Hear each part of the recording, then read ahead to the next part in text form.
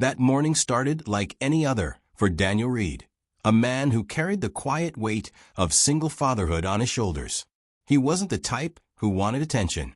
He just wanted to do his job at the local garage, pay the bills on time, and most importantly, give his little girl Emily the kind of life she deserved. Emily was 10 years old, full of energy, and had that restless spirit of a child who asked too many questions. For Daniel, she was both his joy and his challenge. Some days she made him laugh until his stomach hurt. Other days, she tested his patience in ways he never expected. But every night when he tucked her into bed, he would look at her sleeping face and whisper, "I'll never let you down."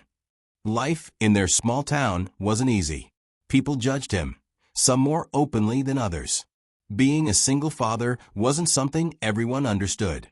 At the grocery store, he'd get looks when Emily tugged on his arm asking for candy, and he had to say no.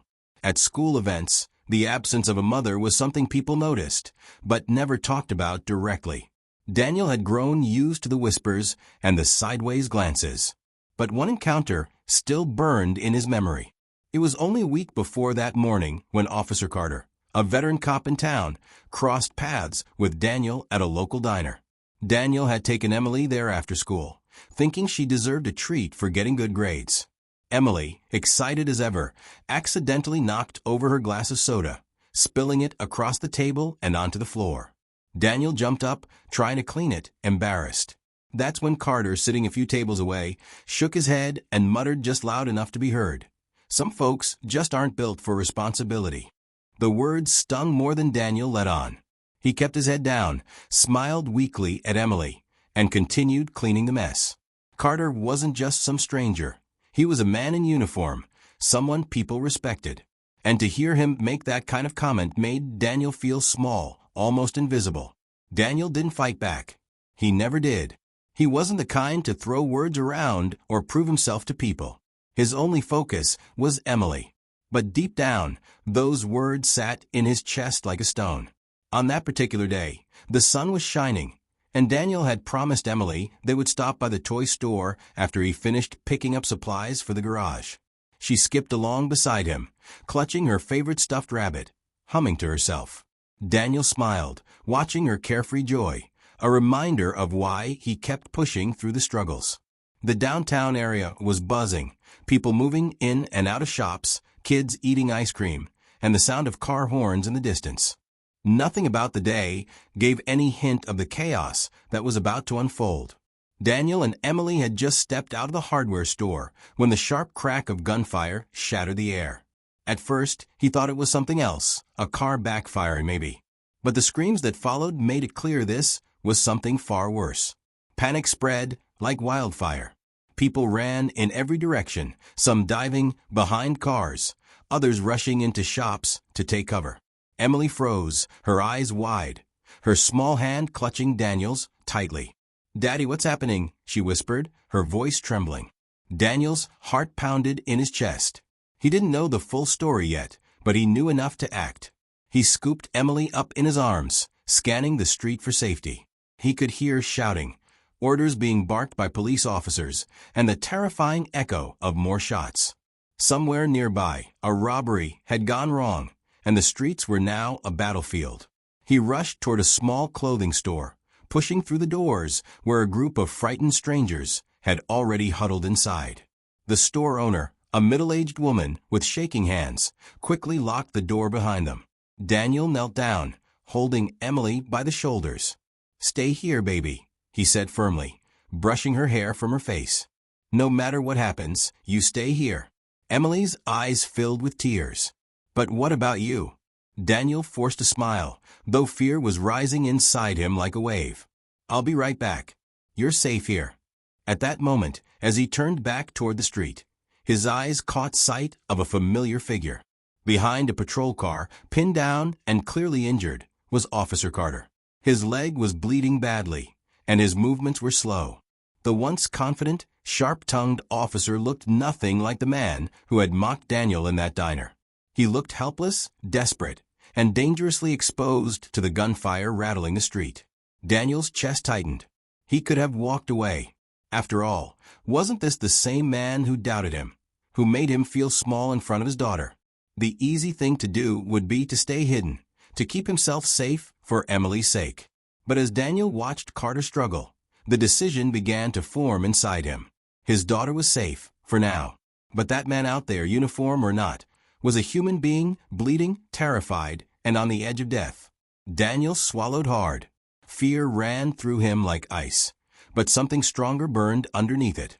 A voice inside whispered that if he walked away now, he'd never forgive himself. And so, as the chaos continued to rage outside, Daniel made the choice that would change his life forever. He was about to run into the very gunfire that had everyone else running away. Daniel took one last look at the store window where Emily stood, her tiny hands pressed against the glass, eyes wide with fear. She couldn't hear him over the noise, but he mouthed the words, "I'll be back." She shook her head, tears streaming down her face, but Daniel forced himself to turn away before the sight of her broke his courage. The street outside looked like something from a nightmare. Sirens blared, smoke hung in the air, and the sharp cracks of gunfire echoed between the buildings.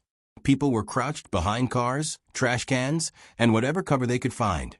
Officers shouted commands, but their voices were almost swallowed by the chaos.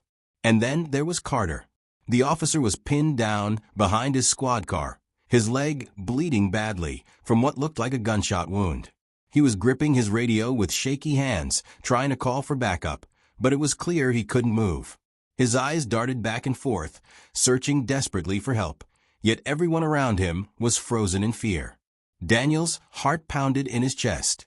His mind screamed at him to stay back, to think of Emily, to wait until the shooting stopped. But something else pushed him forward, something stronger than fear. He remembered the night his wife had passed away, how he had held Emily and promised he'd raise her with courage. What kind of father would he be if he let fear chain him now? He crouched low, his palms sweaty, and scanned the distance between him and Carter. 20, maybe 30 feet. Open space. No cover. One wrong move, and it could be over. "Stay down," a nearby officer shouted when he saw Daniel edging forward. "You'll get yourself killed." Daniel didn't answer. Words didn't matter right now. All he knew was that Carter wasn't going to survive unless someone reached him. Taking a deep breath, Daniel bolted forward. The world seemed to slow as he ran. Bullets cracked through the air, smacking into metal, shattering glass. He ducked instinctively, but his legs kept moving.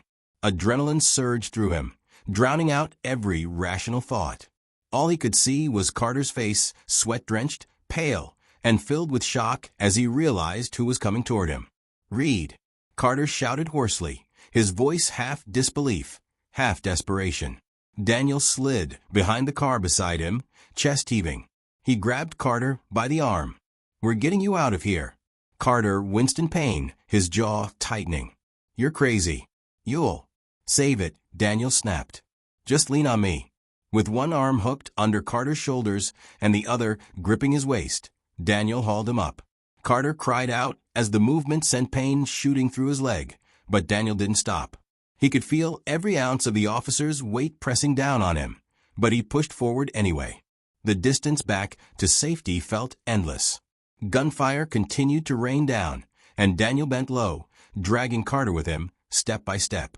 His lungs burned, his muscles screamed, but he clenched his teeth and kept moving. At one point, Carter tried to push him away. "Go. You'll get killed." Daniel glared at him, his face twisted with determination. "Not leaving you. So shut up and move."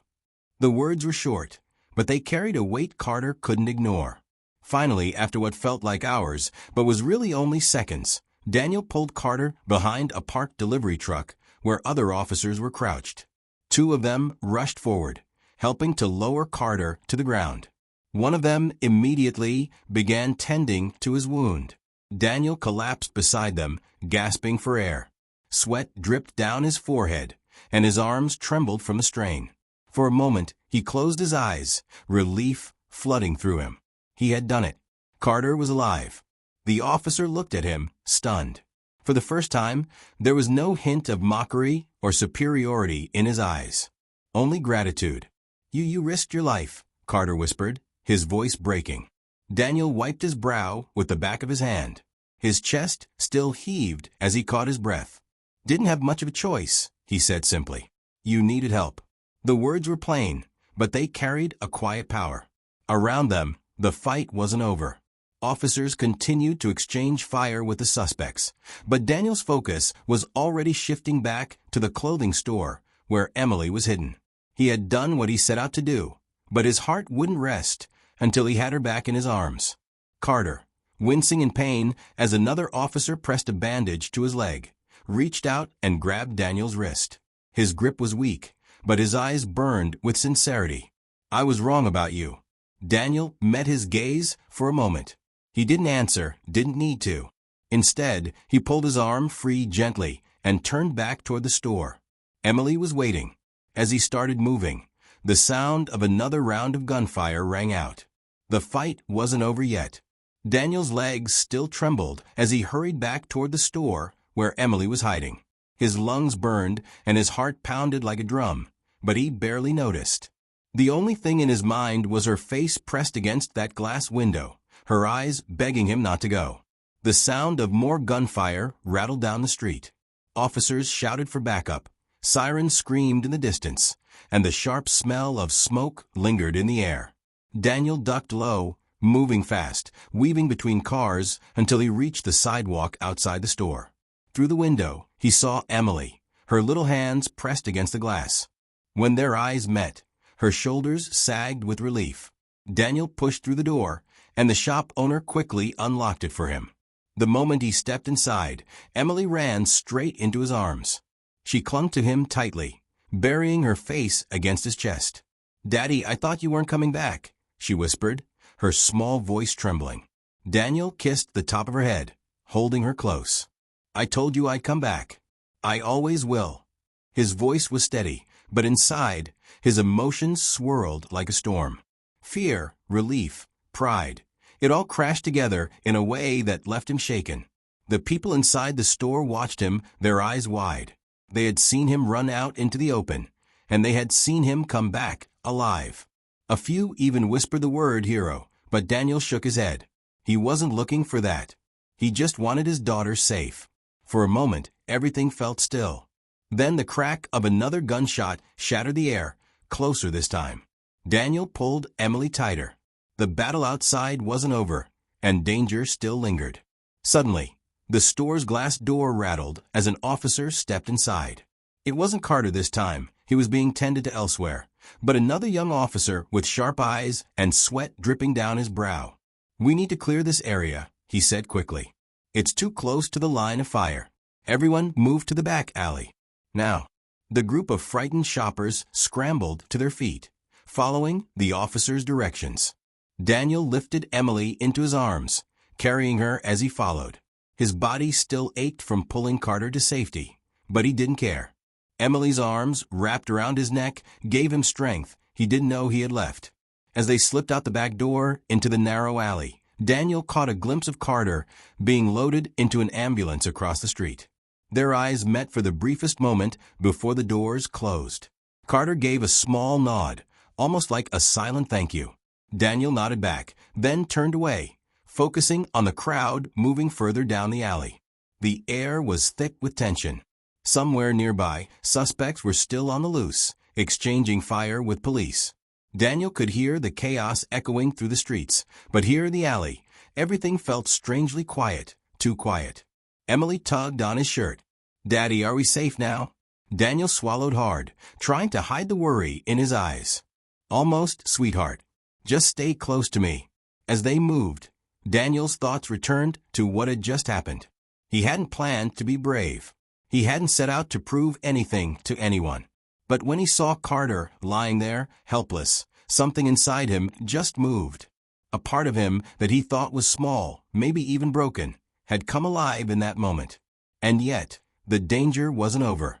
Just as the group reached the end of the alley, a sudden shout rang out, "Stop where you are!"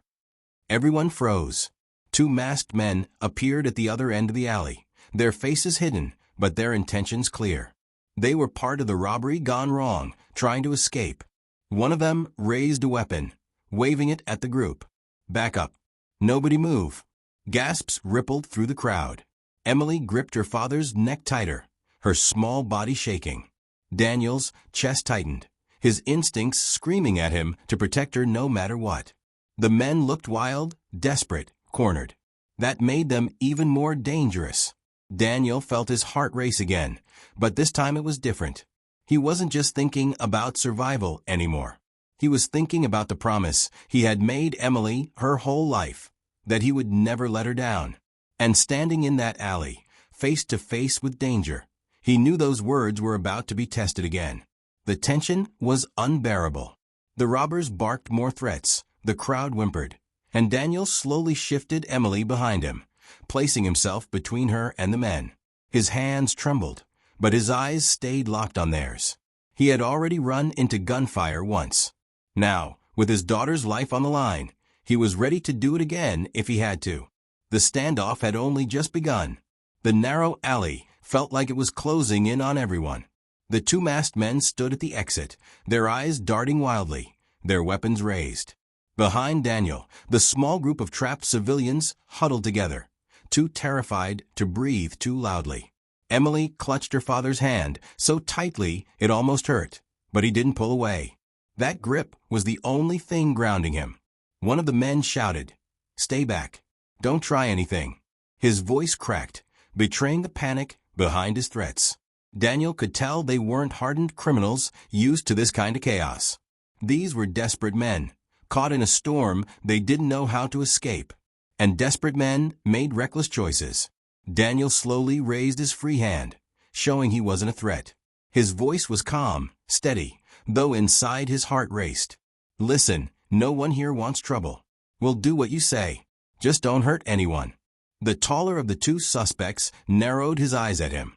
"Shut up. Just move back." Daniel obeyed, inching backward, guiding Emily with him. He could feel her trembling. He leaned down slightly, whispering in her ear so softly only she could hear, "Stay behind me, no matter what." She nodded, tears rolling down her cheeks. The group shuffled nervously, but one man tripped over a trash bin in the alley, making a loud clatter. The robbers jerked their weapons up, shouting, "Quiet. You want me to shoot?" The civilians whimpered, covering their mouths in fear. Daniel knew, in that moment, he had to do something. If panic spread, someone would get hurt, maybe everyone. He took a slow step forward, trying not to draw too much attention, but making sure the men focused on him. "Look at me," Daniel said firmly, his voice carrying a surprising strength. "You don't want to do this. You don't want blood on your hands. It's not too late to walk away." The shorter man's grip on his weapon faltered slightly. His eyes darted to his partner, uncertain. But the taller one barked, "Don't listen to him. We just need a way out." His tone cracked with fear. Daniel's mind raced. He wasn't trained for this. He wasn't a cop, a soldier, or a hero from a movie. He was just a dad. But maybe that was his strength. He knew how to talk to people, how to reach them on a human level. He looked at the shorter man, locking eyes with him. "You've got a family, don't you?" Daniel asked quietly. "Someone waiting for you to come home?" The man's eyes flickered, and in that tiny moment Daniel knew he had guessed right. The robber's hands shook slightly.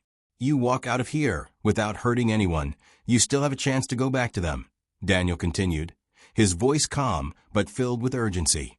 "But if you pull that trigger, everything changes. There's no going back." For a heartbeat, silence hung heavy in the air. Emily's hand squeezed tighter around Daniel's fingers. She didn't say a word, but he could feel her faith in him, her belief that he could protect her, that gave him the strength to keep standing tall. The shorter man lowered his weapon just an inch, but the taller one noticed and shoved him roughly. "Don't get soft now," he growled. His voice cracked with fear and frustration. The push made the shorter man stumble, and his finger twitched dangerously on the trigger. Gasps filled the alley. For a split second, Daniel thought it was over. But before the gun could go off, the sound of heavy boots thundered from the far end of the alley. Police officers stormed in, weapons drawn, shouting commands. "Drop it. Drop your weapons now." The suspects froze, caught between Daniel's steady gaze and the advancing officers. Their moment of control evaporated instantly. The shorter man dropped his weapon, hands trembling as he raised them. The taller one hesitated, anger flashing in his eyes, but when the red laser sights of rifles painted across his chest, he too let his gun clatter to the ground. The officers rushed forward, securing the suspects. The group of civilians let out a collective sigh of relief, some even crying openly. Daniel pulled Emily into his arms, holding her so tightly it was as if he'd never let go again. "It's over, sweetheart," he whispered, though his own knees threatened to give way. Emily looked up at him with wide eyes. "Daddy, you weren't even scared." Daniel smiled faintly, brushing her hair back. "I was, Emily. I was scared the whole time. But being scared doesn't mean you stop. It just means you keep going anyway." She rested her head against his shoulder, finally letting herself relax. As officers led the suspects away, one of them paused to glance at Daniel. "You kept everyone calm. You probably saved lives in there." Daniel shook his head. "I just did what I had to do." But deep inside, he knew the truth. Once again, he had stepped forward when it mattered most. And this time, Emily had seen it with her own eyes. The storm was calming, but the night wasn't over yet. The weight of what had happened still hung heavy in the air, and Daniel knew the moment would stay with them both forever. The robbers were dragged away, handcuffed and shouting half-hearted protests. The civilians in the alley slowly began to move, guided by officers, toward safety. Daniel stayed where he was, Emily still in his arms, his body refusing to relax even though the danger seemed to be over. His mind was still replaying the sound of gunfire, the image of Carter lying wounded, and the split second where it all could have gone wrong. An officer touched his shoulder. "Sir, are you all right? Do you need medical help?" Daniel shook his head. "I'm fine." "She's fine," he said, nodding at Emily. "That's all that matters."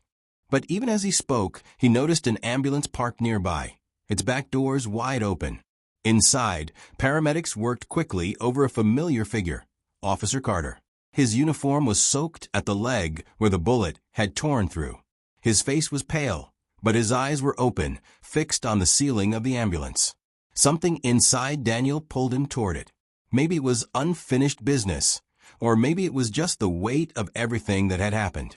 Either way, he set Emily down gently, telling her to stay close to the crowd of civilians. She didn't want to let go, but he promised he'd be back in a moment. As Daniel stepped closer, one of the paramedics glanced at him but didn't stop him. Carter shifted his head slightly, and when his eyes landed on Daniel, a strange silence passed between them. "You," Carter rasped, his voice rough with pain. "You saved me." Daniel stood at the edge of the ambulance, not knowing what to say at first. Finally, he replied, "Someone had to." Carter gave a faint, breathless laugh that ended in a grimace. "After the things I said to you in the diner, I was wrong. I judged you without knowing you. I thought you were weak, but you're the bravest man I've ever seen." Daniel looked down at the ground for a moment, uncomfortable with the weight of the words. He had never been good at praise. "I didn't do it for thanks," he said quietly. "I did it because it was the right thing. That's all." The paramedics interrupted, lifting Carter's stretcher to wheel him fully into the ambulance. Before they shut the doors, Carter reached out weakly, gripping Daniel's wrist with surprising strength for a wounded man. "You showed me what real strength looks like," he said. "Don't ever let anyone tell you different." Daniel gave a small nod, his throat tight. He watched as the ambulance pulled away, siren wailing, carrying Carter off to the hospital. When Daniel turned back, Emily was waiting for him, her eyes wide and searching. He walked over and scooped her up again, holding her close. "Daddy," she whispered, "why did you help him, even though he was mean to you before?" Daniel looked at her carefully. It was a big question for a 10-year-old, but he wanted to give her the truth. "Because, sweetheart, sometimes people say things they shouldn't. Sometimes they don't see us for who we really are. But when someone's life is on the line, you don't think about all that. You just do what's right. That's what matters." Emily studied his face, then nodded slowly, as if the answer made sense in a way only a child's heart could understand. The street was quieter now. The chaos had ebbed, replaced by the tired movements of officers and paramedics cleaning up the aftermath. Civilians were reunited with their families, some hugging tightly, others wiping tears away. Amid it all, Daniel stood there with his daughter in his arms, feeling the weight of the day finally settling over him. He hadn't gone looking to be a hero. He hadn't tried to prove anything. But somehow, through instinct, love, and courage, he had shown the world, and maybe even himself, that strength didn't always shout. Sometimes it just acted. As he carried Emily away from the flashing lights and the sound of sirens, he realized something. This day would be remembered. Not just by him, not just by Carter, but by his daughter. She had seen him at his most human, afraid but still moving forward. And that, he thought, was enough. The night grew quieter as the last of the sirens faded down the street. Broken glass still glittered on the sidewalks, the smell of smoke hung in the air, and police tape stretched across the storefronts. But the chaos had passed, leaving only the echo of what had happened. Daniel walked slowly with Emily in his arms, her head resting on his shoulder. She was exhausted, her eyes half closed, but she refused to let go of him. Every now and then she would whisper, "You're still here, Daddy," as if she needed to keep reminding herself. And each time, Daniel would kiss the top of her head and whisper back, "Always." At the corner of the street, a group of officers stood talking. They all turned to watch him pass. There was no laughter, no whispers, no sideways looks like he was used to. Instead, there was respect. A few even nodded at him quietly, an unspoken acknowledgement of what he had done. Daniel felt a strange warmth in his chest, though he didn't linger on it. Recognition wasn't why he had run into the line of fire. Later that evening, when things had calmed down and they were finally allowed to leave, Daniel carried Emily home. The night was still, the stars overhead faint behind a thin veil of clouds. He held her close, thinking about everything that had happened. He replayed the diner moment in his mind, Carter's sharp words, the sting of humiliation, the way he had stayed silent. Then he remembered Carter's pale face in the ambulance, his hand gripping Daniel's wrist, his voice breaking as he admitted he had been wrong. Life had a strange way of circling back. When they reached their small home, Daniel tucked Emily into bed. She was too tired to even change into pajamas, but she insisted on holding her stuffed rabbit tight. As he pulled the blanket over her, she blinked up at him sleepily. "Daddy," she murmured, "today you were like a superhero." Daniel chuckled softly, shaking his head. "No, sweetheart. I was just a dad doing what he had to do." "But you weren't scared," she said. He leaned down, brushing her hair gently. "I was scared. Really scared. But being brave doesn't mean you're not afraid. It means you do the right thing even when you are." Her small hand reached up and touched his cheek. "Then I want to be brave like you." His chest tightened at her words. He kissed her forehead and whispered, "You already are." Within moments, she drifted into sleep, her breathing soft and even. Daniel sat quietly by her bed for a while, listening to the silence of their little house. Outside, the world was moving on, but here, in this moment, it felt like time had stopped. He thought about the promise he had made to Emily after her mother died, that he would never let her down. Tonight, he felt like he had kept that promise. The next day, news spread quickly. The story of a single father who had risked everything to save a wounded officer was on every local channel. Reporters called him a hero. Strangers approached him at the grocery store, shaking his hand, thanking him. But Daniel remained humble. He never told the story with pride in his voice, only with simple honesty. "I did what anyone would have done." At the hospital, Carter asked to see him. When Daniel walked into the room, Carter struggled to sit up straighter despite his bandaged leg.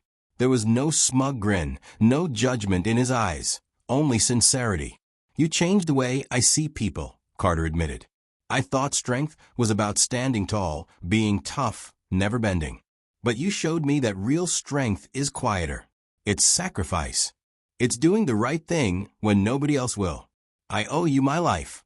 Daniel listened, then gave a small smile. "You don't owe me anything. Just try to see people for who they are, not who you think they are." Carter nodded, his eyes lowering as if the weight of his own mistakes pressed on him. "I will." They shook hands then, a silent truce, a bridge built out of respect. When Daniel left the hospital that day, he felt lighter, somehow. Not because of the praise, not because of Carter's apology, but because he had shown his daughter something words alone could never teach her. What courage really looked like. That night, as Emily drifted off to sleep again, Daniel sat by the window, looking out at the quiet street. He thought about everything. The fear, the chaos, the choices he had made. And in the stillness of his little home, he smiled faintly. He wasn't a hero. He was just a father. And for him, that was enough.